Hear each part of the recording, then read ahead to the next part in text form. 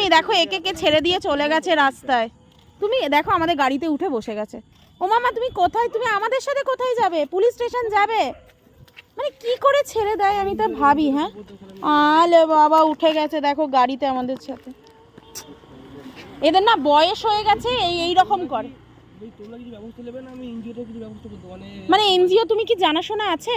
তাহলে একটু ফোন করে বলে দাও। হ্যাঁ একদম একদম একদম। না না না, আমার বক্তব্য এরকম করে এত বাচ্চাকে এরকম ছেড়ে দিয়ে চলে যায়, ছি ছি ছি। আর তুমি যে স্বাভাবিক, ভাইও ছেড়ে যেতে পারছে না। আমি ভাবছি তোমার কুকুরও কি সুন্দর উঠে গাড়িতে উঠে গেছে যাবে বলে। বাবা আমাদের ঘরে অলরেডি ওরিও আছে সোনা, নয়তো নিয়ে চলে যেতাম।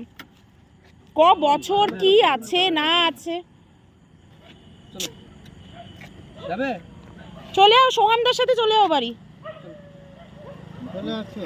ওর সাথে ও খালি মালিক খুঁজছে বলো তো, মানে ও খালি খুঁজছে। আমার মনে হয় ওটা ওদের কুকুর, জানো ও খুব চিল্লাতো। ওই অ্যাম্বুলেন্স আছে যাদের বাড়িতে। আরে ভাইও নিয়ে যেতে পারবে না বলো বাড়ি? ও তাহলে চলে যাও নিয়ে। হ্যাঁ এনজিওতে। আর ওর কিন্তু কোনো রোগ নেই, ওকে কেন এরকম ছেড়ে দিল? বয়স হয়ে গেলে বলে ছেড়ে দেবে? নিজের মা বাবাকে ছেড়ে দেবে বলো তো? না গো এটা পালানোর কুকুর নয়। দেখো তুমি ওর অ্যাক্টিভিটি গুলো, মানে বলো তাহলে এরা নেয় কেন জিনিসগুলো? এর এর 7-8 বছর হবে, এই ডিউকের বয়সিয়ে। তুমি যাবে কি আঙ্কেলের সাথে বাড়ি চলে যাও। এমনিতে চুপচাপ দেখো, এতক্ষণ যে তোমরা ইয়ে করছো কোনো রকমের ইয়ে করছে না। আহারে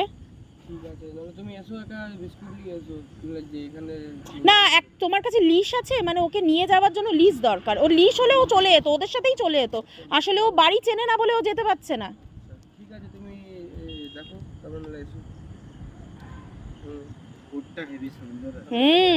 না গো বাচ্চাটার বয়স হয়েছে বলে ছেড়ে চলে গেছে। আমি ভাবলাম এই ভাইয়ের কুকুর, ওই জন্য আদর করতে এলাম। আমি ভাবছি কি সুন্দর দাঁড়িয়ে আছে। তাই না? হ্যাঁ ও দেখো এখানে কি সুন্দর উঠে গেল। আর ও জানো তো ঘোরে গাড়ি করে, নয়তো ওরিওকে তুমি এখানে ওঠাতে পারবে? আহারে দেখছে গো ওইদিকে কেউ নিতে আসছে কিনা। এরা হচ্ছে অবলা, একেই বলে বলো, কথাও বলতে পারে না, কনস্ট্যান্ট দেখে যাচ্ছে।